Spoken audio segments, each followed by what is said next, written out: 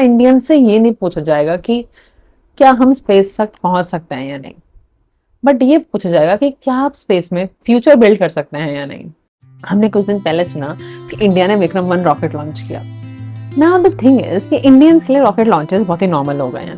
Giving credit where it's due, ISRO ने ये सब चीजें इतनी नॉर्मलाइज कर दी हैं कि रॉकेट लॉन्च होना, सैटेलाइट पहुंचना, कि इंडियंस जब भी ये सब बातें सुनते हैं दे आर लाइक कि अच्छा, nice, and then they move on. But Vikram 1 का लॉन्च आम नहीं, बिकॉज ये लॉन्च इसरो ने ना करके एक प्राइवेट कंपनी स्काईरूट एरोस्पेस ने इंडिपेंडेंटली डेवलप किया है।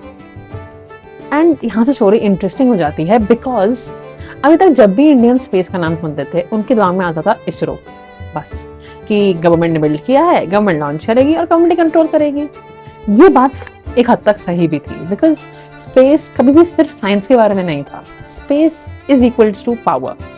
बिकॉज खुद सोचिए, लाइक आपका कम्युनिकेशन, आपका navigation, earth observation, weather forecast, defence, जब इतने बड़े बड़े फील्ड्स इन्वॉल्व हैं तब स्पेस सिर्फ साइंस से नहीं हो सकती, it has to be power.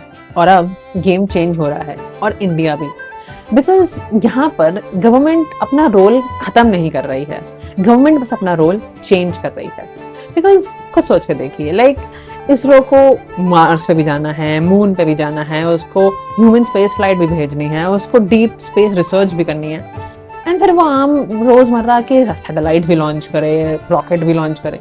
मतलब एक डिपार्टमेंट से इतना काम तो नहीं कराना चाहिए ना, सही नहीं। And that's where private companies come in, because वो आपस में compete करेंगी, एक्सपेरिमेंट करेंगी, इन्वेस्ट करेंगी, फेल होंगी और दोबारा कोशिश करेंगी, एंड होपफुली एक दिन वो फास्टर, चीपर और एक्सेसिबल लॉन्च बना पाएंगी। बिकॉज लेट्स बी फ्रैंक, ये बात सिर्फ बिजनेस की नहीं है। अमेरिका में स्पेस एक्स और चाइना में पूरा कमर्शियल स्पेस सेक्टर इतना अग्रेसिवली बिल्ड होना, ये बस एक चीज है कि आगे चल के कोई ये नहीं पूछेगा कि क्या आप स्पेस तक पहुंच सकते हैं कि नहीं, वो ये पूछेगा कि आप क्या अपनी पूरी इकोनॉमी स्पेस में बिल्ड कर सकते हैं या नहीं। और इंडिया को ये रेस मिस नहीं करनी है। बिकॉज सोचिए, आपका communication, navigation, earth observation, weather forecast, defence, ये सब किसी और कंट्री के सैटेलाइट पे डिपेंड होने लगे तो वो डिपेंडेंस ना होके वल्नरेबिलिटी बन जाएगी, कमजोरी हो जाएगी वो। एंड यहाँ पे विक्रम 1 की इंपॉर्टेंस है, इसलिए नहीं होगी इस एक लॉन्च से इंडिया सुपर पावर बन गया है स्पेस का वर्ल्ड में, ऐसा कुछ भी नहीं है।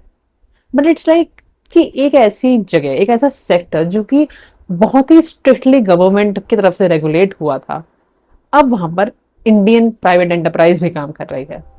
I am proud of this moment, इसलिए नहीं क्योंकि ये कोई बहुत क्रिटिकल लॉन्च था, बल्कि इसलिए क्योंकि इस एक लॉन्च से इंडियंस के लिए इमेंस अपॉर्चुनिटीज खुल गई हैं कि अब उन इंडियंस के लिए जो सपना देखते हैं रॉकेट पर काम करने का, उनके लिए सिर्फ इसरो नहीं है, उन पे अब हजारों अपॉर्चुनिटीज हैं जिस फील्ड में काम करना है उस फील्ड के लिए। एंड मे बी सालों बाद हम इस एक मोमेंट को पलट के देखेंगे और सोचेंगे कि शायद ये वो मोमेंट था जब वो सवाल बदल गया, जहां इंडियन से ये नहीं पूछा जाएगा कि क्या हम स्पेस तक पहुंच सकते हैं या नहीं, बट ये पूछा जाएगा कि क्या आप स्पेस में फ्यूचर बिल्ड कर सकते हैं या नहीं।